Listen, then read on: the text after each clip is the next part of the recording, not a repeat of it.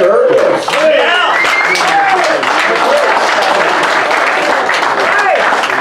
Make sure you get a chance to stomp on this UN flag before you leave. All the time you need.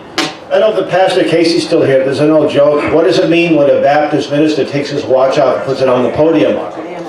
It means nothing at all. You know, as I sell items on Amazon, and I come across a lot of people donate things. I have a lot of 60s and 50s things, civil rights, communist pamphlets, and boy, there's such a big demand for them now. You know, stuff the communists were saying that we're going to do with the black community back in the 20s and 30s. We put some of these things back in print to show you that there's nothing new under the sun. What's happening today has been happening right along. And I pull out an old video. Remember the VHS? Anarchy USA.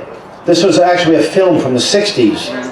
And with the exception of maybe people with cell phones, don't change much. Ed Griffin, by the way, the man who does The Creature from Jekyll Island, put this out about in the 70s and early 80s, and I think that's all on YouTube. We might have even put this in our YouTube channel. If anybody has a VHS player, you're welcome to this, by the way. Now, we're supposed to be ashamed of our glorious country because of all the evils that way, the racist, the systemic racism. Well, I want to, some of you, how many people have read the U.S. Constitution? I'd say just about everybody, right? What about the Massachusetts State Constitution? How many people? Just a few hands, and that's usually the way it is. We should be very proud because in 1780, a man named John Adams, thank you, my backup vocalist here, as well as others, he took his time from going to Holland to raise money. Now just think about that. He borrowed money from the Dutch. You ever hear the Dutch uncle or Dutch treat? They're not known to be very generous, you see, but he raised money. That alone was a miracle. But he came back and he wrote a constitution that predates the U.S. Constitution. And when you read this, you can see where things were lifted from this to the U.S. Constitution.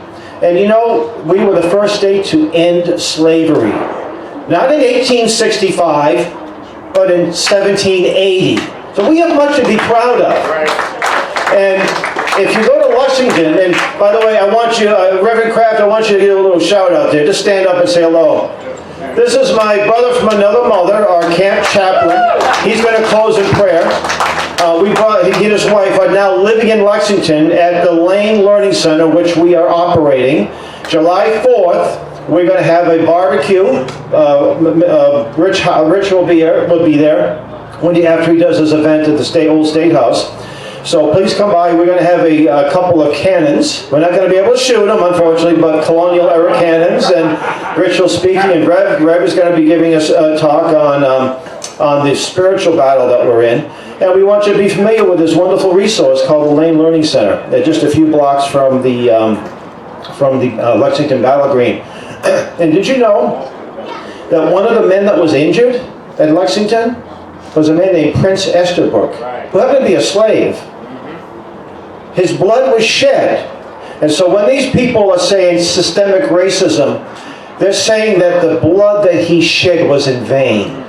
That all of the great black patriots that fought in every war, and yes, things were rough for many of them, but the freedoms that the people enjoy today are because of what they did. And this man, this Prince Esterbrook, won his freedom. And if you ever go to Lexington reenactments, they didn't do one this year, his character is depicted.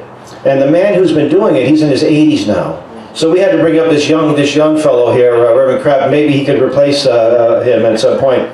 Now, what you're seeing around the country is public or government schools in action.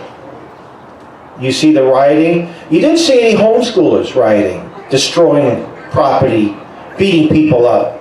You saw mainly people, either privileged prep schools, socialist prep schools, or the aspects of government education. And so I would please, if your children or grandchildren are in government schools, get them out as soon as possible, or you will lose them. You will lose them. You should know better by now. One of my dear late friends, he was a mentor of mine, Dr. Samuel Blumenfeld. Dr. Blumenfeld, well, he was an honorary doctor, Bob Jones University, but Sam first learned about this problem of reading back in the early 60s, that it was deliberate. It wasn't stupidity, it wasn't a mistake. The deliberately dumbing down of America. Many of us heard that particular book by Charlotte Isabet, who were colleagues, good friends.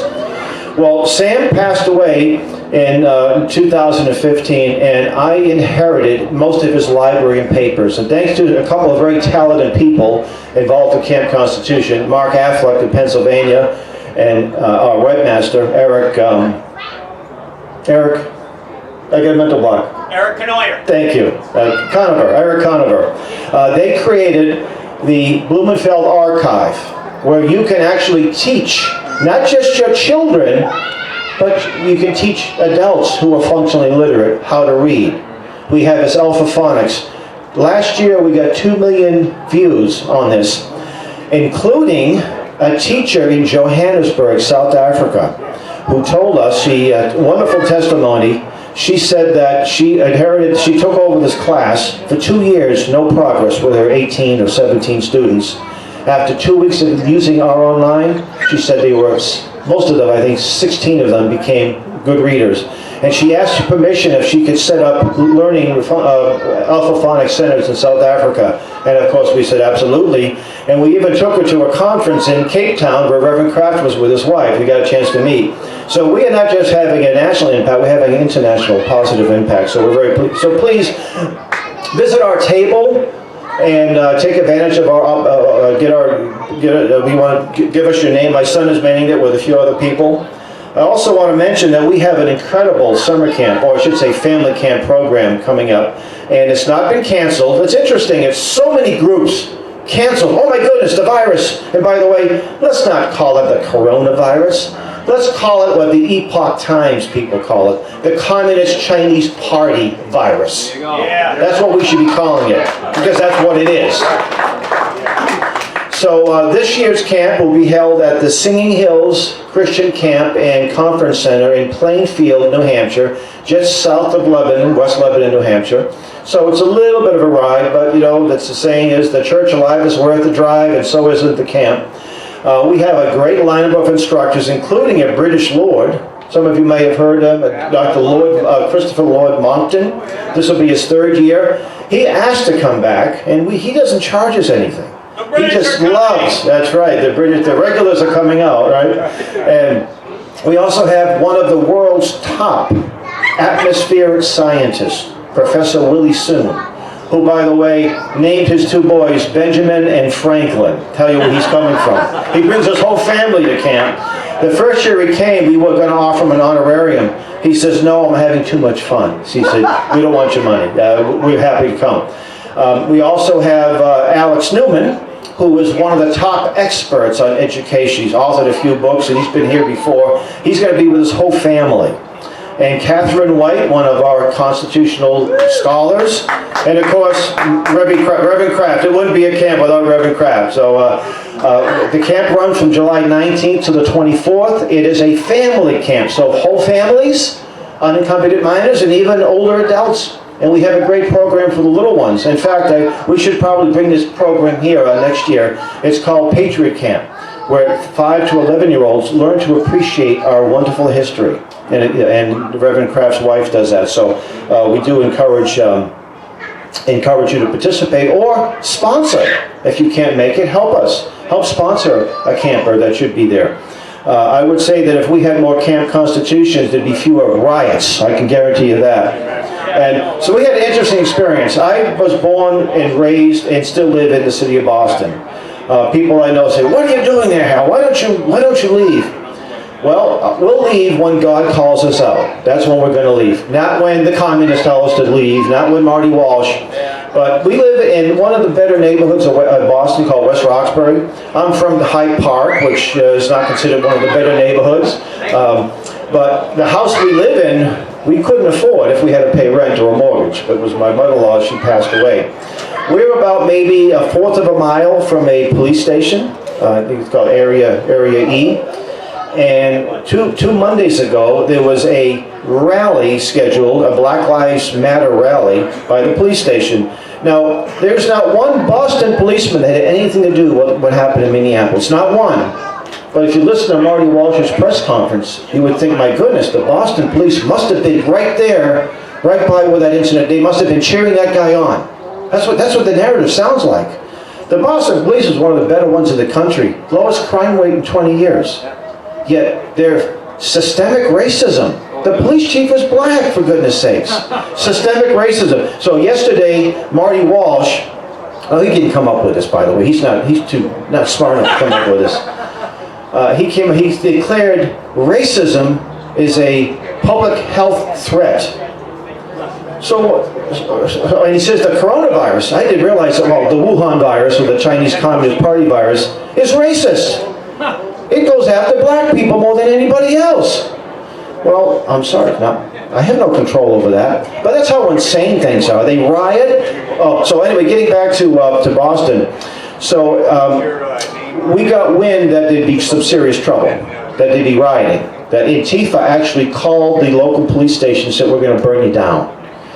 And my wife and my daughters and my oldest sister lives with us. I said, I don't want you here tonight. So we sent them away. My son and I were on patrol. I said, we're not going to bug out. This is our home. So we got our weapons. My son is into martial arts. He even has a martial arts dummy called Bob. Well, we dressed up Bob in a scarf and a hat, and we put him in the backyard with a rifle. We barricaded the backyard. We put dog droppings in the front, slowing the enemy down as best as possible, right? And thankfully, nothing happened. But it showed, storefronts were boarded up in West Roxbury. It looked like Beirut. And that's because of the cowardly leadership we have in Boston and in Massachusetts. And in the wake of rioting, instead of jail sentences, it's $3 million going to social justice warriors. And by the way, I am so done with professional sports. I am so done. And I hope you are. For 100 years, it's distracted mostly men. I remember when we had a rally at the Faneuil Hall and I invited a friend. He said, the Patriots are on. I can't go. I said, Tom Brady gave me permission to say it's okay for you to miss a game. I shamed him, right? But they're billions of dollars, and they're all now, it's no longer a place to go and enjoy a game. Now it's going to be a rally, a socialist communist rally. Kneel, burn the flag, and boo the country. Sorry, I'm not going anymore. Yeah, I was a longtime baseball fan, fond memories of my dad. 50-cent bleacher seats, that's how old I am, right? No more, I don't need this. So anyway, I want to thank you for being here. I want to thank Dave and all the great people who put this on. I wouldn't miss this for the world. Last year I was at a homeschool show, which was canceled or rescheduled. So please take also, we have lots of extra copies of the U.S. Constitution. So that's what we call ourselves, Camp Constitution. So God bless you. Website. Oh, website, thank you. campconstitution.net. God bless. A place you want to